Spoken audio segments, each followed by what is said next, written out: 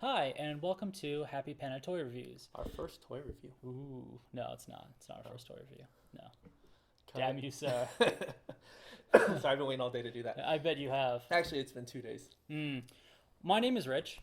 I'm Eleni. And I'm Ben. Okay, so today we're going to be reviewing the 13 Dunny Series by Brandt Peters and Kidrobot. So our first category that we're going to be reviewing is going to be the concept. The idea Brandt Peters had that was sort of posted on Kidrobot and pretty much on his Instagram, I think, as well, was that there's a dude and he's got this mansion and he opens this 13th portal to a 13th dimension and all these monsters kind of come running out. And these are those 13 monsters. And this Lord Strange is missing, but these are the monsters if you go looking in the haunted house. So for me, I think that's actually a really, really cool concept. I kind of dig it. I'm going to have to go with a 5 on it. Do you I really love it. explain the how we score first? No, I don't. Okay. We're just going to go for it. Okay. So 5 out of 5. 5 out of 5. For concept, yeah, I like it. I'll give it a 5 out of 5. I think it's a cool, fun concept. It works. They timed it right with a Halloween release, so I feel it works really well. All right. I, however, am going to score it a little bit lower. I like the idea of giving yearly series, kind of theming it around Halloween to come out at Halloween time. It's pretty awesome. However, I'm not really a huge fan of giving 1 or 2 artists an entire series. I like to take the time to kind of get into new artists and see what's coming out from up-and-comers during my annual series. But you can't look at it as the annual series. The annual series happens in the summer. Think of this more as like one of those smaller collections. Like a capsule. Like, the Martival. Think of it as just like a small capsule that they would do in the beginning or the end of the year. And just imagine the yearly series with the Dunnies just never happened. All right, if you take that into consideration, it makes it a little bit cooler, but even when you have your hyper series like Martival, I still kind of don't appreciate it. Wrong way to phrase it. I don't personally care for it as much because say I don't collect one of those artists. It doesn't give me an outlet for my collection.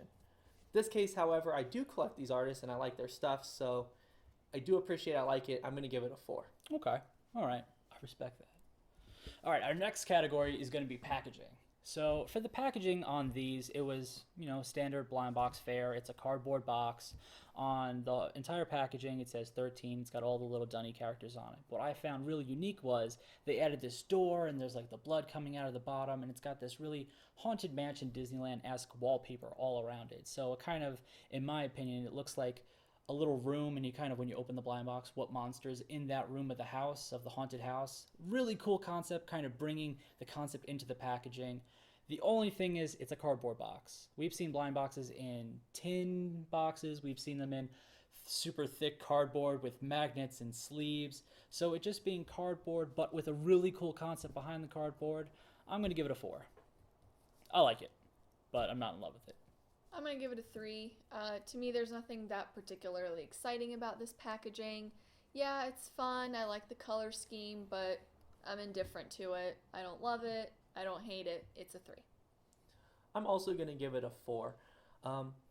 It could have been a little bit better, yeah, but at the same time, when I look at that packaging, I say instantly, Brandt Peters did this product, and I think that's a huge part when you're looking at trying to sell a product from the packaging itself, is to instantly recognize from the outside what is going to be inside, and when you open something inside it meets your expectations. So I'm happy with it. I'm going to give it a 4.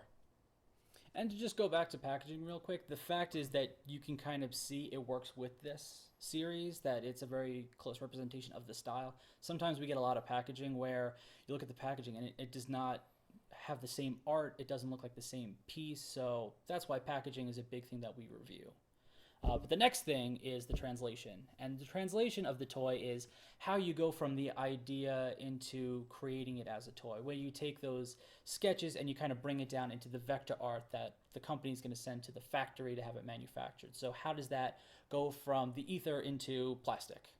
You want to start off on this one? Sure. So, from the rough sketches that we looked at a little earlier, which we can flash right now, Yeah. right? So, from the sketches, the pencil sketches that he did, I feel it's a pretty good translation from that 2D rendering to what you see in front of you now as in the Dunny series. I feel like it's immediately recognizable as Brandt Peters and Kathy Olivas. You can really see his style, and I feel like the addition of the different accessories they came up with for this particular series really works for me. So I give it a 5. All right. I'm going to have to go with a 4. I really like the toys. I really like the series. I really love the concept. But, when you try and bottle down an original idea down into a platform, I think it's just really hard. It just doesn't always, instantly create this amazing piece. When artists have this availability that they can kind of create an idea and then it's an original sculpt, they're amazing. So this for me would be a 5, but the fact that it has to be a platform, it kind of takes it down a notch. So it's not perfect for me, but it's really damn good. So See, I'm I gonna feel give it like a 4. it's the fact that it's a platform, that's what makes it an even better rendering for me, because it still really captures the essence of his work and the essence of the concept while still being a platform versus an original sculpt. And that's a very valid point and a very good point. You just That's don't- all I got. You just don't agree. No, I don't know how to agree. I love Dunnies. I think Dunnies are amazing pieces. I love to collect them. They're super cool. And this is a great series, but sometimes you look at some of the concepts, like for number 8, I think like some of the concepts that they had for number 8, yeah, they were able to do this really cool, squishy, sculpted scale head with the little pyramid on top. It's got the constellations in it. Really, really cool. But just the body and some of the drawings that he did, it's this big, bear-looking mummy, You kind of wonder, like, if this was an idea that he kind of held off on and he decided to make it as his own toy, would it have been cooler? And I'm kind of going to have to agree with Rich on this one. I'm going to give it a 3. Reason being, it falls right in the middle of the road for me. Like I said earlier, I do collect Brandt Peters art. I like Kathy O's stuff as well. In 2014, they released the Wandering Misfits with Cardboard Spaceship. And yes, they're all original sculpts. They're all original sculpts that instantly match his design style and her design style. So yeah, they are going to be more directly, I don't know what's the word for that. I don't know. It's relatable to his art. I guess. It's a direct translation. A direct translation, a good way of phrasing that. While these are, yes, they're Dunnies, and as collectors, we love Dunnies and we collect Dunnies. But I think it would have felt better if we had some original sculpts. I do like the series, but I'm going to leave it at a 3 because it could have been better for me. It's just one of those things where it's a really cool idea, such a cool idea that you almost wish it wasn't a Dunny series, but just its own original series that Kidrobot produced. And that's unfortunate because we love Dunnies and Dunnies are really cool, but I don't know, there hasn't been a series that's been so really well done like this that you almost wish like, wow, I kind of wish it wasn't a Dunny, because as much as I like Dunnies, these could have been even cooler. Whereas sometimes you're like, that's a really cool Dunny. So, weird handicap, sorry. All right, our next thing is execution. This talks to how well did the manufacturer, Kidrobot, and the factory they worked with and quality come out. It has to do with the accessories, really realizing the vision with additional accessories, sculpting, and then just, did it come with everything? How did it all get packaged well? So, Ben, you want to start off? Yeah, I can start this one. On execution, I'm going to give it a 4. We have a lot of really cool accessories. When the accessories are reused, such as the hats and I think one of the weapons was reused, the lollipops were reused, they change enough about it to make it feel individual, and I appreciate that. Some of the accessories we have are brand new, never seen before. We have the skeleton head, we have the ghost overlay, and I do appreciate that. The new wings on both the demon and the bat are a new way of doing those things. The hands on the plague doctor, again, really cool. The one thing I'd kind of like to say is, and I imagine you guys will probably go over this in a little bit more detail, the faces on the nurse, I would have liked to have seen some sort of facial covering as an accessory for them. But Yeah, I am happy with it. I'm gonna give it a 4. Yeah, what Ben was talking about is when you look at the Wandering Misfits and you look at Kathy's stuff, there's a lot of expression in the mouth and the nose and the way in which the eyes kind of form up the face on her stuff that's instantly recognizable as Kathy. When you cover up most of the face with the mask and you lose that nose and mouth and you just see the eyes, not everyone would be able to be like, oh, that's Kathy. Now you take out Brandt Peters and you just throw it in a yearly series and you maybe don't even give him the lollipop and you just have that nurse. Can you, from the eyes, say that it's Kathy? So that's kind of what Ben's going to when he compares, like the faces and saying if that mask was actually just an accessory like we have on the Plague Doctor, so you could see like the face, then you could have sort of an option of mask, no mask. For me, I got to give it a 3. I'm kind of indifferent with the overall execution of this. I do feel like they did go over the top with the accessories, the hats, the different cleavers, the wings, all the different parts on like the sea creature and on the Plague Doctor. There's a lot of stuff happening here, a lot of new parts. They did really good jobs with stuff that they haven't done particularly well with in the past in terms of print padding, in terms of getting the stuff that glows in the dark to glow really well. Sometimes their glow in the dark stuff, it doesn't glow well. You got to charge it for hours, like that Tuma from what was the series? Endangered Series. That thing sat under a lamp for like 30 minutes before it would vaguely glow. These really glow well. And again, they did a lot of things really well. Now in the case that we got, we were missing accessories. The Devil, he didn't have the wings. The number 13, it didn't have the mask. That is a big blow. Now, I know you can contact Kidrobot and say, hey, we didn't get accessories. Can you help us out? And they will try. But there's no guarantee that they can. And in that scenario, the only thing they could do is offer you a blind box replacement. That's a bit of a blow if you get a 1 in 80 chase and it's missing the mask and you really want the mask and they just don't have any. There's nothing they could do. It's not their fault. It's more the factory's fault. But that's where the factory and the company work together on this sort of stuff. Plus, in the case box, the doubles are right next to each other. So most people tend to grab 2 boxes next to each other. They get the same thing and they're pissed off. It's not our fault. We didn't pack them. The factory did. Better case layouts, better maps and stuff like that, just so that you don't have the exact same Dunnies sitting right next to each other. Otherwise, I would have given it a 4, but I'm at a 3. See, I'm going to be even more harsh. Here's my issue. It's kind of a balancing act because I love the accessories that they came up with for this series. I think the addition of the squishy ghost overlay, the squishy skeleton head over the mummy, I think those are fantastic. I love them. I want to play with them all day long. Super cool. Also, on the creature, the little webbed hands, the gloves on the Plague Doctor are genius and creepy. I love it. So really, really awesome original accessories for this series. Really well done and executed. But like Rich said, we were missing pieces. And to me, that is a huge quality control issue that I can't overlook. So honestly, the execution, because the paint padding too is really good on this series. The execution would have been a 4 or a 5 on this for me. But the missing accessories on something like the number 13, which is a rare piece, really brings it down for me to a 2. I mean, that's basic quality control issue. You can't be missing your accessories. So that's a 2 for me. And we found that this one, without the wings that go around the arms, it falls over super easily. Like it just kept tipping backwards over and over and over again. So I mean, like the wings kind of help somewhat in balancing it out. If you don't have that, it just kind of lays down the whole time. And then we do have, as a point of comparison, the scribe. Because we kind of, when we first opened this one, we were kind of wondering about the horns in comparison to the scribe horns from which series? 2013 Sideshow. That's right.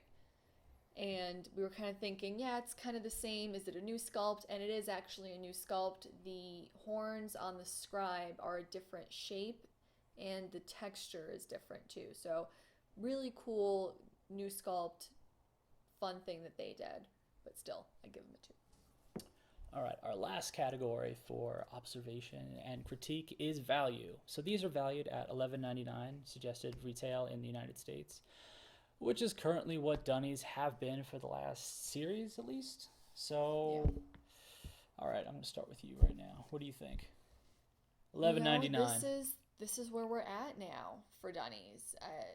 Yeah, maybe it would be nice if they were a little less, if but 10.99 is such a weird retail. You're just not going to find that. And then 9.99, I just don't think that's realistic at this point, considering just the different sculpts they're doing and all the new and different items that they don't have molds that they had to do new molds for. So 11.99, I think it's at its money. So what is that, a 3? Yeah, yeah, 3 is its value. Honestly, I agree with her. I think it is a 3.